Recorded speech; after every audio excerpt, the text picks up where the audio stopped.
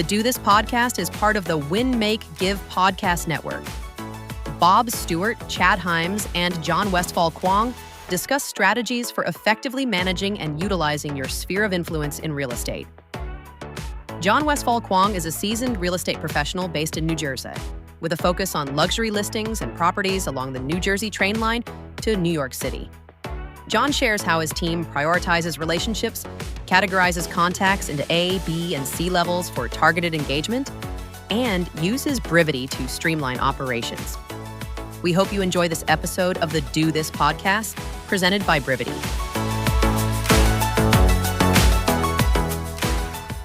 Hey, good morning, good afternoon. It's a good afternoon for our guest. John, how you doing, bud? Good. How are you, Bob? I am fantastic. It's always fun when I just got to see you in person, and then I get to show up on a Zoom, and we get to hang out for a little bit, talk about your business. Chad Hyams, good Bob to see Stewart, you, my friend. good to have you back. Hey, thanks. I was down with John and Simon last week, and so I missed you guys, but I'm glad to be back. And it could be, this is one of the beauties of partnership, John, when you've got a business partner, and you guys both agree to do something. Sometimes one of us gets pulled off to the side. So Simon, your business partner, might show up with us here in a little bit. If he doesn't, that's all right. John can run the show for us today and share a little bit about what you guys are doing in your business. So John, do me a favor before we get started. Can you just introduce yourself to everybody? Let us know kind of where you guys do business, who you are. Yeah. Hi, I'm John Westfall-Kwong. I'm in partnership with my business partner and life partner, Simon Westfall-Kwong, who will likely be on the call later. He's busy actually calling Sphere right now on Place Call Day. So we do ours at Call Day instead of Call Night just because of our market. We serve all of New Jersey, but most focus into northern New Jersey with a hyper focus on the New Jersey train line into New York City. And so we're like 30-minute train ride to New York City, and we do a lot, primarily luxury listings. Our team serves broader, and so we have listings everywhere between 200,000 to 4 million, and everything in between. Okay, I love it. Wait. Every time I hear New Jersey, I get just like, how many MLSs do you have to be a member of in your particular area of New Jersey? We are members of 7 MLSs. 7? So we always keep Brivity up and on their toes because every MLS has different requirements on top of it and different IDX requirements too. Yeah. So thank you all on the Brivity team for making sure it keeps all going there too. Okay. Simon's letting me know that you guys maybe are on the same Zoom account, and so he's struggling to log in, and he thinks if he logs in, he might kick you out. That's okay, Simon. He should let him know to click on the one that says for Simon. Click on the one that says for Simon. Okay. So do me a favor. You mentioned you guys you're calling your Sphere right now, and I think it's my opinion that it is Sphere and past clients. We look at a lot of P&Ls. I look at a lot of team P&Ls. I know where people spend most of their money, and most teams spend most of their money on people they don't know, John, versus people they do know, even though 65% of the business in our industry comes from people we do know. Talk to me for just a minute about like the emphasis that you guys put on Sphere in your business. Yes, I think that's always been core for our business. Even when Simon started, because he started before me, like he's been in the business 20 years, and that's always been like our core generator of business, just relationships through active community and getting to know people, and just kind of like having those relationships. We have 20-year relationships now with our daughters from preschool. So it's just so important. My background's fundraising, and that as well.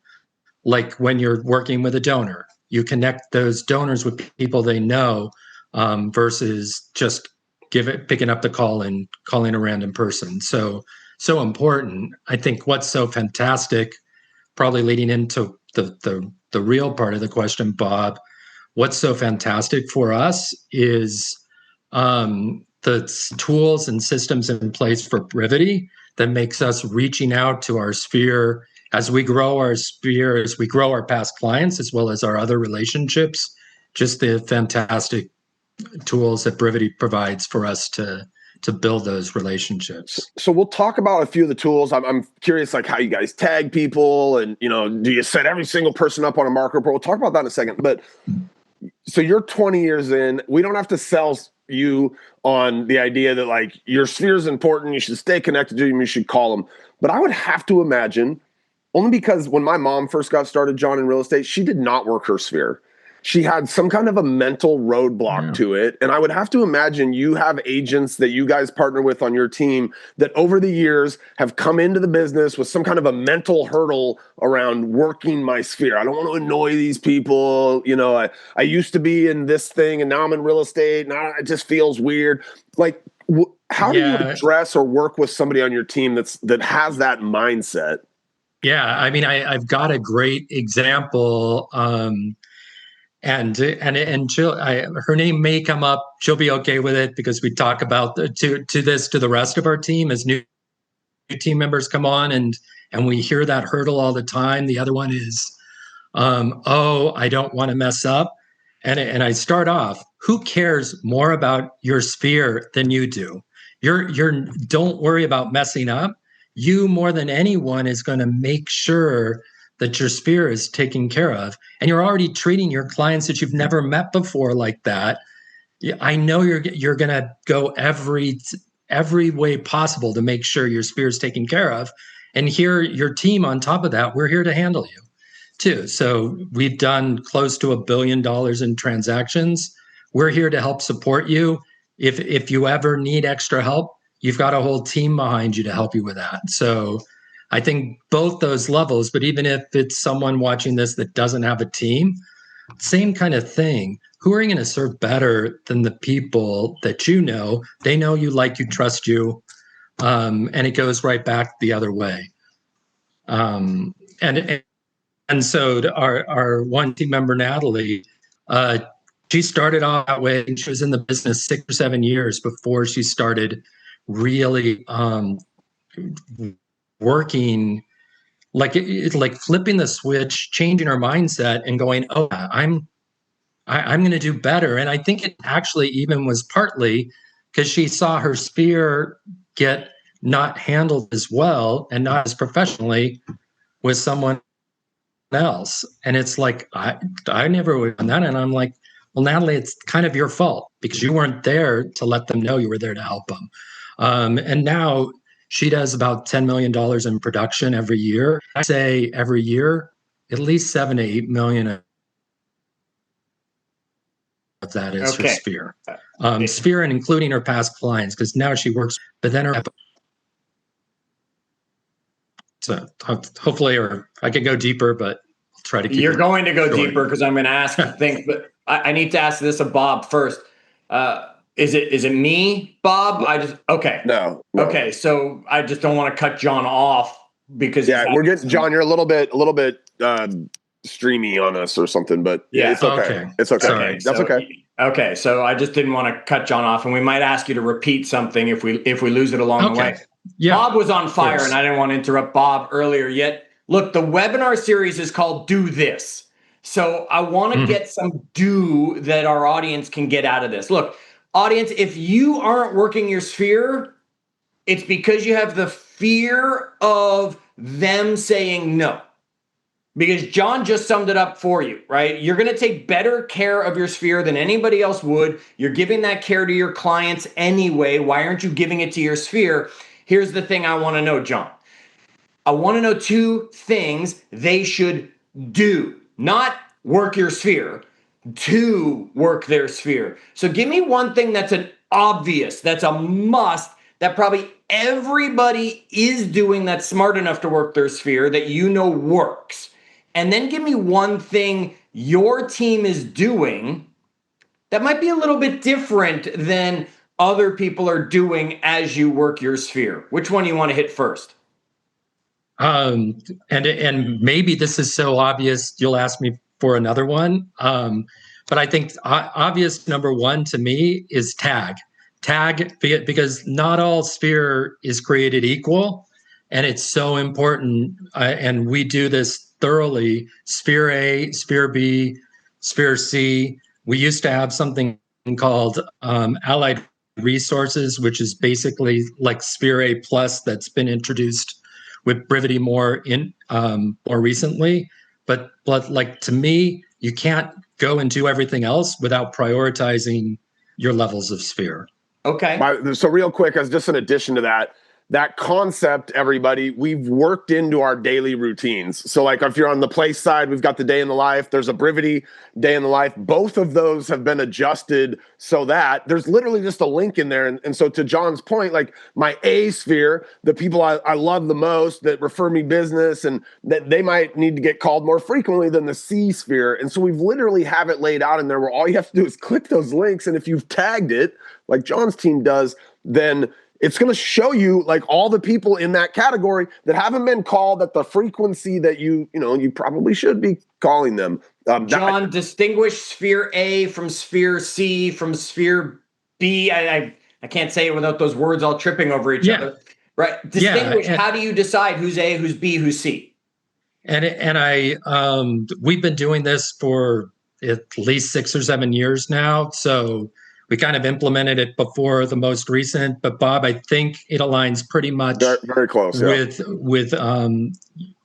Brivity's in terms of the tools there now for it. So Sphere A is most important, and we'll get to Sphere A plus because that just means they're even more important than most important. But Sphere A, people who know you, like you, trust you. You're on the phone with them. They know who you are. You don't have to remind them who you are, anything like that. And it can go the gamut of what I mentioned of people that are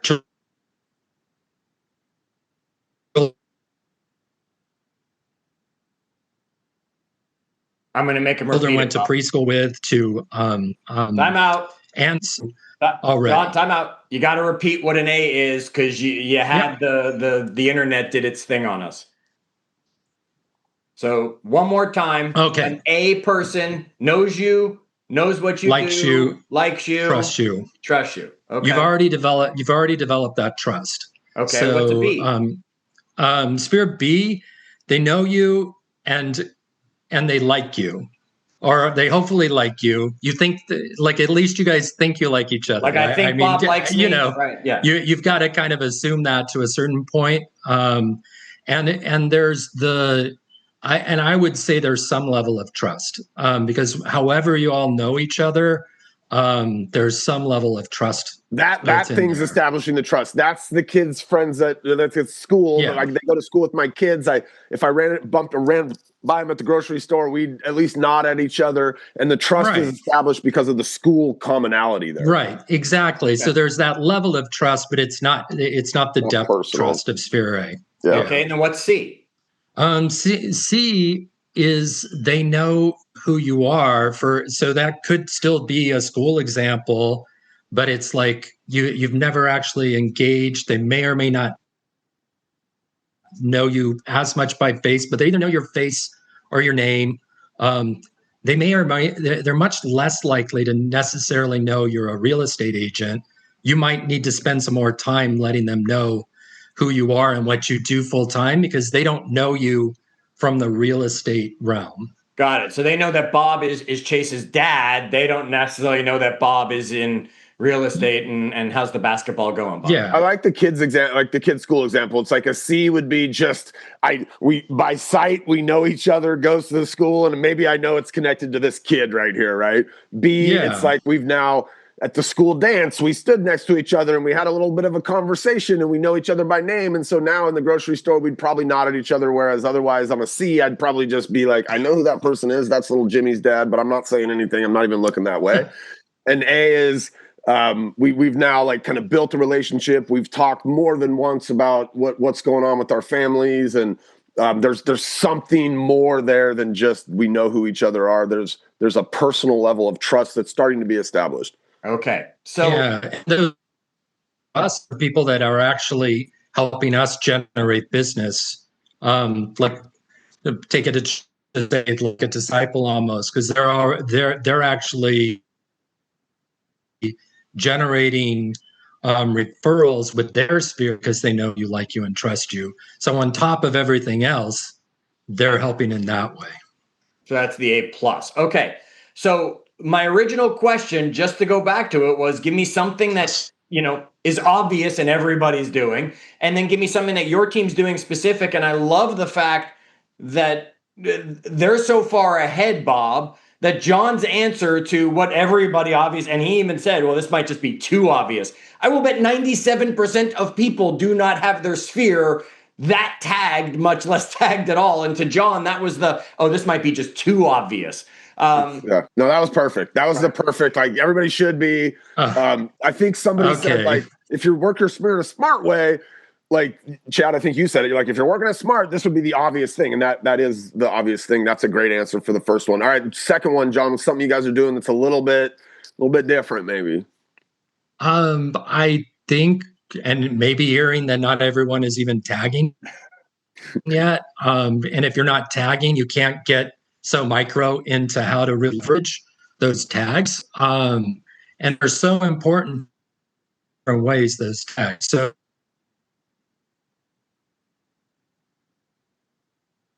I'll just ramble off our sphere A or B tags for every team member. After they have a closing, we send out a specialized postcard to those. I want this bad, Chad. Yeah, he's going to have to repeat this because I want to know what he's saying. So cut him off when he gets back. The team member, Stop. Solo agent. Stop. We lost you.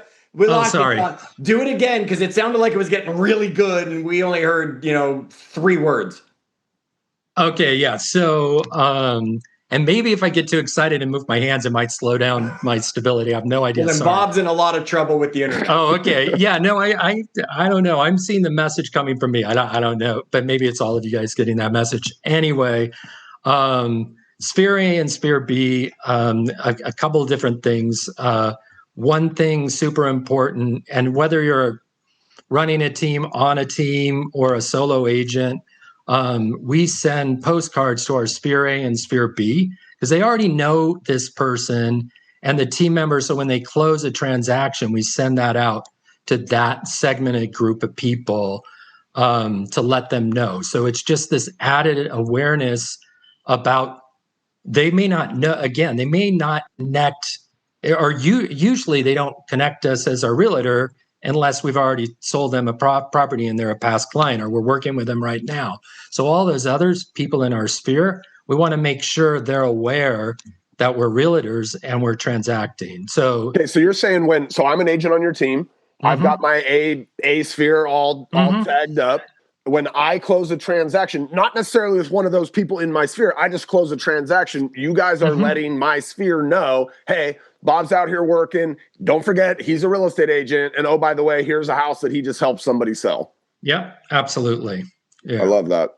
And all done right within Brivity, right? I mean, it's all click in Brivity and it's done. It's all done with Brivity. We download the address and it's for Sphere A and Sphere filters, Sphere A, Sphere B, for that name, for whichever name it is.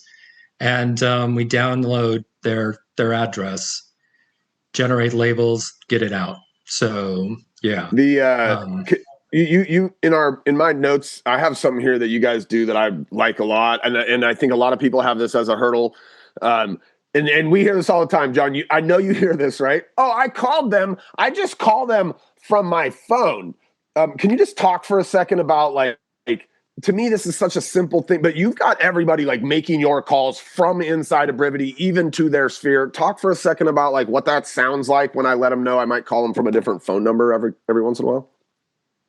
Yeah, I it's that I think it's that simple and easy. Whether I text them or call them, I'm just calling from my work line. I know it's like. So I wouldn't say hey to someone I don't know, but my sphere, if it's that kind of person, Bob, I'd probably say, hey, Bob, I'm calling you from my work line, so you may not recognize the number, or they might even say it. Oh, this isn't your number. And I'm like, oh, yeah, I'm calling from my work line. Just teach them to save that number in your contact, right? As you got your cell, you've got home, you've got work, you've got all these options.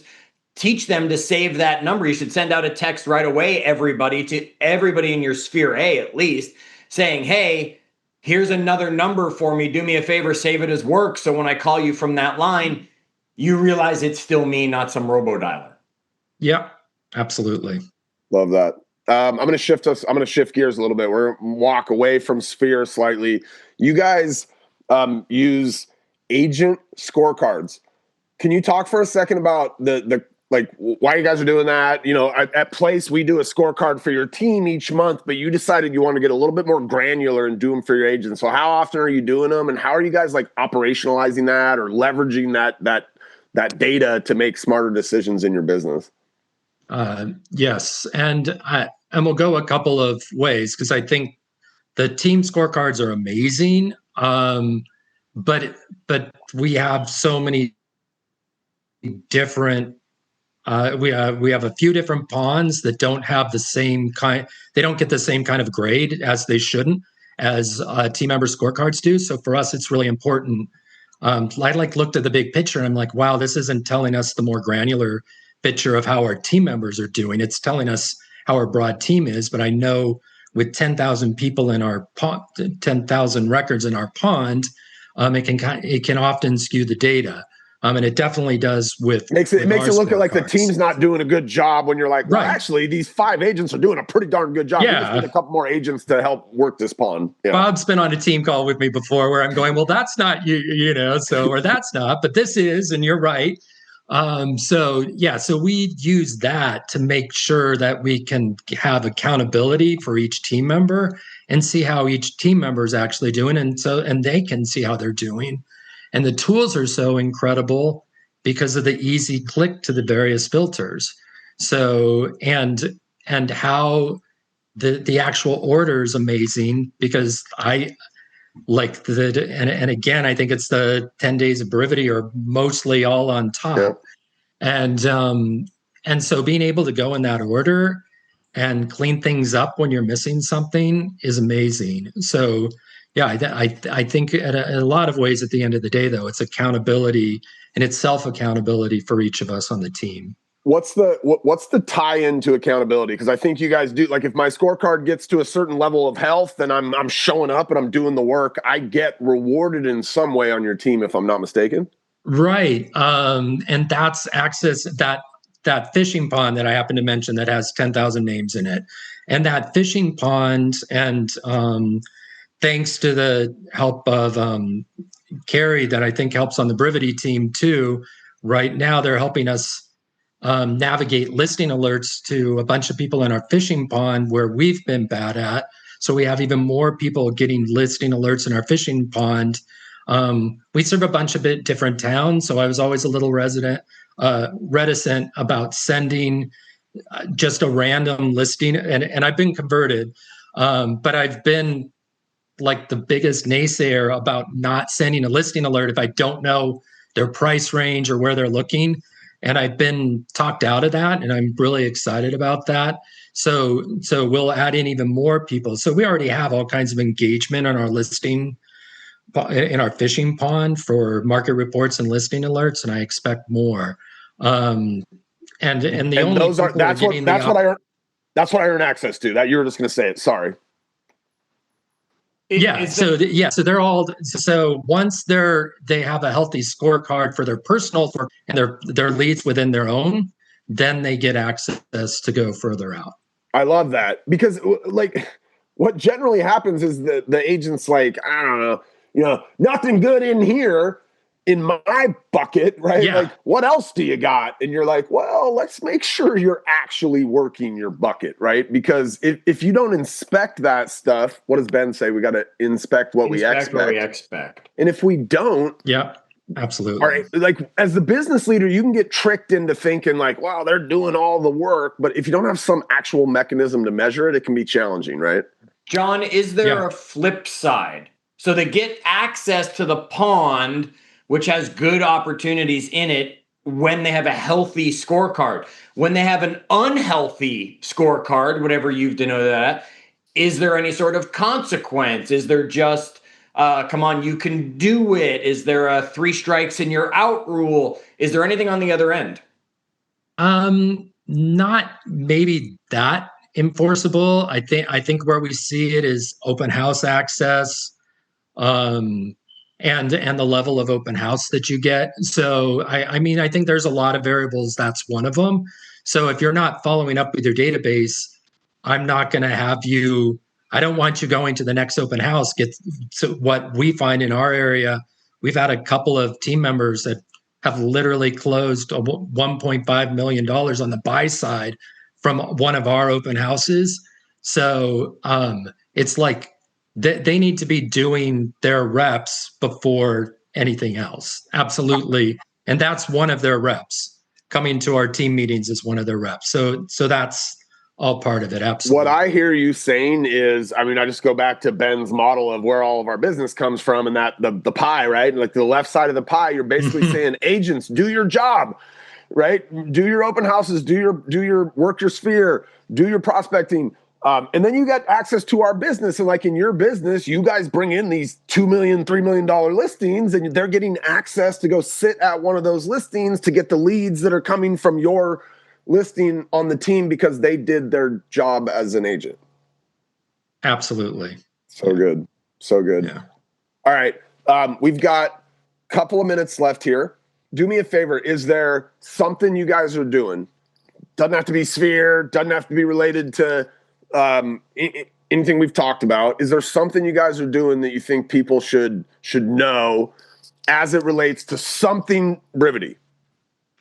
Yeah, I mean, I would say, and it does really tie back into our sphere just because it's so much of our business. And I truly believe that you need to, like, your best business in that whole one side of the wheel. You don't get that in order. You've got to work so much harder for everything else. So I think, and we leverage Brevity supremely on this. So we have one extra special tag that's called VIP Premium. And it can transcend a little bit between Sphere A to Sphere A Plus. And we will pull those lists and go deeper whenever we do any kind of client activity. So we'll pull that list and review it. You've always got to be at least Sphere A, Sphere B, or Sphere A Plus to have a VIP Premium tag. But sometimes there's a Sphere B that's so hot, we don't want to ignore them, and we use that. They're like the divorce attorney. They're the divorce attorney in town, John. Is that what, like the Sphere B divorce attorney? I'm like, yeah, I gotta get that guy into my Sphere A. It could be, yeah. You're or like Meg on our team. She door knocks and she's just like, we had a great connection. They don't really know me yet, but a pot of mums will go a long way in order for us to get that next kind of connectivity. Okay. So a pot of... Those are flowers, Chad. A pot of mums. I know what a pot of mums is. Oh, yeah, you're down there in Florida at the retirement community. Of course you know what a pot of mums is. Months, we deliver, hand deliver. He might leave us in a tease here. Oh yeah, Paul. Do you guys know it? Like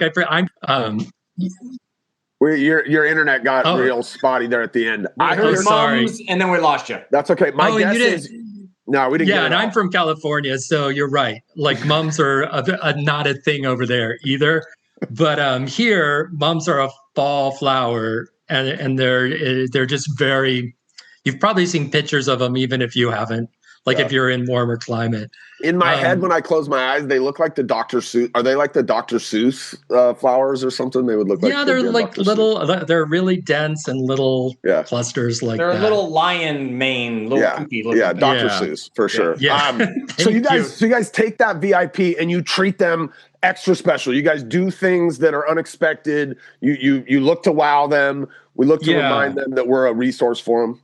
Yeah, and we review that much more frequently. So like we have a pumpkin patch coming up, so we'll pull that. But but pumpkin patch is more like all Sphere A and Sphere B. But then our pie giveaway, that's something where we're a little bit more thoughtful about how much, how many people for 10 $10 plus a pie we're spending for the team.